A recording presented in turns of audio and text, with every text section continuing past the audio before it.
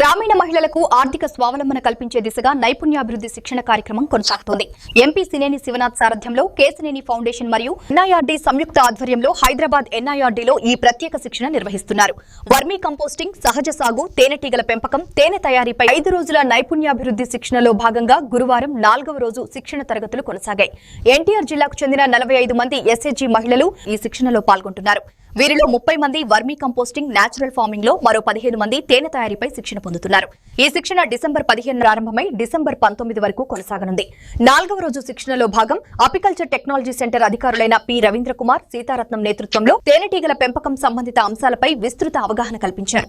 Brood నిర్వహణ, తేనెటీగల సంరక్షణ, సీజనల్ మేనేజ్మెంట్, పరాగ సంపర్క ప్రాధాన్యత, తేనెటీగ గూడు ఉత్పత్తులు, royal jelly, bee pollen, beeswax, propolis, bee venom వంటి అంశాలపై శిక్షణ ఇచ్చారు.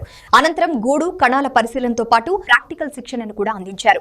అదేవిధంగా వర్మీ కంపోస్టింగ్, నేచురల్ ఫార్మింగ్ శిక్షణలో భాగంగా దీర్ఘాయుష్ సంస్థ ప్రతినిధి రామకృష్ణచారి నేతృత్వంలో దేశీ విత్తనాల పరిచయం, సహజ విత్తనాల నిల్వ విధానాలు, మట్టి శుద్ధి పద్ధతులు, అమృతాల తయారీపై ప్రాక్టికల్ అవగాహన కల్పించారు. ఈ కార్యక్రమంలో ఎన్టీఆర్ జిల్లా రూరల్ కోఆర్డినేటర్ సొంగా సంజయ్ వర్మతో పాటు కేశినేని ఫౌండేషన్ సిబ్బంది పాల్గొన్నారు. గ్రామీణ మహిళలకు స్థిరమైన ఉపాధి అవకాశాలు కల్పించడమే లక్ష్యంగా ఈ శిక్షణ కార్యక్రమం కొనసాగుతోందని ఎంపీ కేశినేని శివనాథ్ కార్యాలయం ఒక ప్రకటనలో వెల్లడించింది.